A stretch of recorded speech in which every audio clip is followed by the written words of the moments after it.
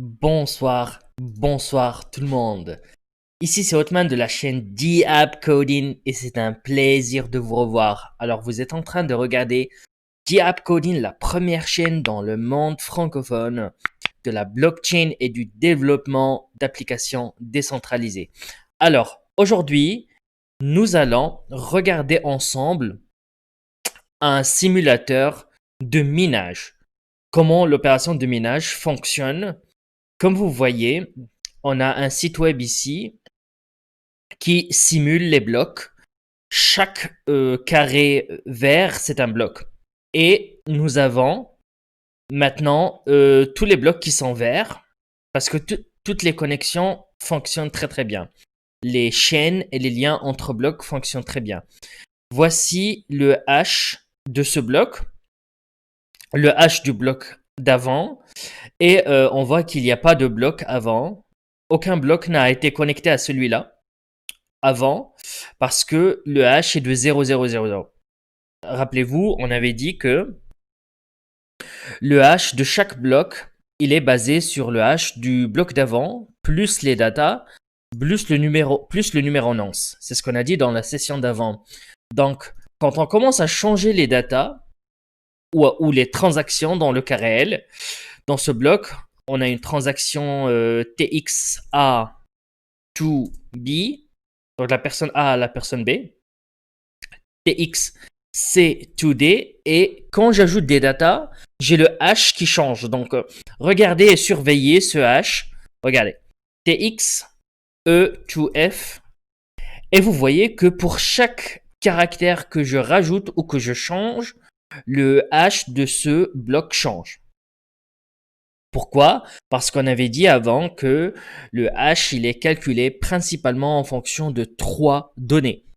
En fonction du hash du bloc d'avant, donc ce qui est marqué ici, previously, donc on a 000, donc celui-là, il ne change pas dans ce cas, et on ne le touche pas. Deuxièmement, on a le numéro nonce et NONCE qui est marqué ici. Troisièmement, on a les datas où dans le cas réel, c'est les transactions que le mineur décide d'envelopper dans son bloc. Donc là, nous, en prétend être mineur, donc on a enveloppé trois transactions. La transaction de la personne A vers la personne B, la transaction C vers la personne D et la transaction E vers la personne F. Donc, voyez ici que le hash commence par D094 et c'est un nombre dans le système hexadécimal, même s'il y a des lettres dedans. Basiquement, ce qu'on a besoin de faire, c'est de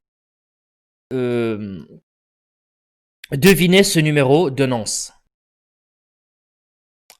Alors, rappelez-vous que le numéro doit être inférieur au nonce. Donc, le nonce, on va faire 1, on va rouler la simulation, 2, 3, 4, etc., etc., etc. Donc, on va cliquer sur miner. Et miner va deviner des milliers et des milliers de nonces jusqu'à ce qu'on obtienne ce numéro qui est 380 ou 48380. Donc là, il a trouvé ce numéro nonce et quand il va hasher le nonce, les datas et le hash d'avant, il va trouver un hash qui est celui-là, qui commence par 0000050. Donc c'est un nombre assez bas qui rentre dans notre cible. Mais regardez le bloc d'après, pardon, qui est rouge. Donc le hash previous marqué ici, c'est le même de celui-là. Donc 000124701C8122CA. Donc on a ce numéro, il est similaire à celui-là. Donc on récapitule. On a ce premier bloc qui a été validé, qui est donc noté en vert, lié directement au bloc en rouge. Et comme vous voyez, le bloc en vert, qu'est-ce qu'il a pris comme hash précédent? Il a pris 0, parce que c'est le premier de la chaîne. Mais le deuxième bloc en rouge, qu'est-ce qu'il va prendre comme hash précédent? Bah tout simplement, le hash précédent. Il va prendre le hash de notre premier bloc, qui commence par 5, 0. Donc là, vous voyez, on a le même numéro. 0, 0, 0, 0, 0, 5 fois 0, 12, 47, 01, C, 81, 22, CA, 55, EB, etc., etc. Et vous retrouvez la même chose de l'autre côté. Voilà, donc là, quand je vais cliquer sur miner, il va deviner, jusqu'à trouver le numéro nonce qui va avec les datas qu'on a mis. Donc là, il est en train de bosser.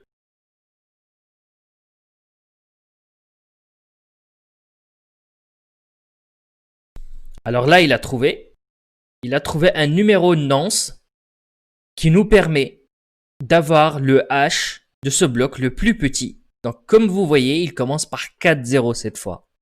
Mais rappelez-vous de l'irréversibilité de notre processus.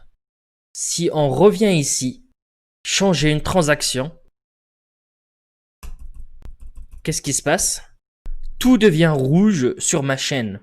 Ça veut dire qu'il faut tout reminer. Voilà la perte d'énergie et d'électricité. Donc là, on a ce H qui a changé, ce qui veut dire que ce H précédent a changé, ce qui veut dire que celui-là, il a changé, celui-là va changer, celui-là va changer. Ça fonctionne par chaîne. Et la seule manière de traiter ça, c'est de reminer bloc par bloc et redeviner les nonces un par un. Donc on recommence. Et il va trouver un autre nonce. Donc là, on a trouvé celui-là. Le H, il va être reproduit ici. Là, on peut ajouter nos transactions encore une fois. On va reminer. Donc il va trouver le plus petit H. Il va deviner un numéro de nonce pour trouver le plus petit H.